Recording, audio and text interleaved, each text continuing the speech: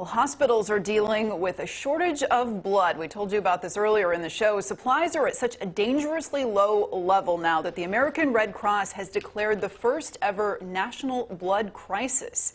We're getting answers on the blood shortage. Stephen Walsh with the American Red Cross is joining us live this afternoon to talk more about it. Thanks so much for taking the time, Stephen. Is the blood shortage being caused primarily by the pandemic, or are there other factors at play in this?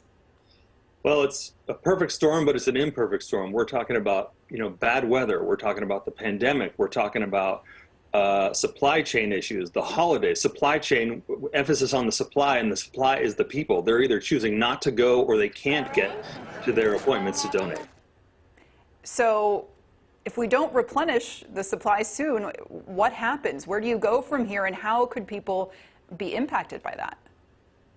Well, the people that can be impacted are accident victims, cancer patients, routine surgeries, elective surgeries. What's happening right now, even since the beginning of the month, across the country, they've canceled 60 blood drives. And while that doesn't sound like a lot, what that means is 2,000 units of blood have not been collected since January 1st. 1 unit of blood can potentially save 3 lives. So it is actually very serious that we need people to sign up on our website and donate. It's a short visit, it's easy to do, and it's safe. And your hour spent giving blood for that one day can potentially save 3 lives. It's a big deal. Yeah, a matter of life and death, literally, in this.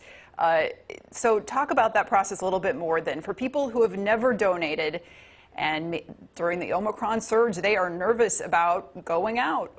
What safety precautions are in place? How does the process work now amidst the pandemic conditions?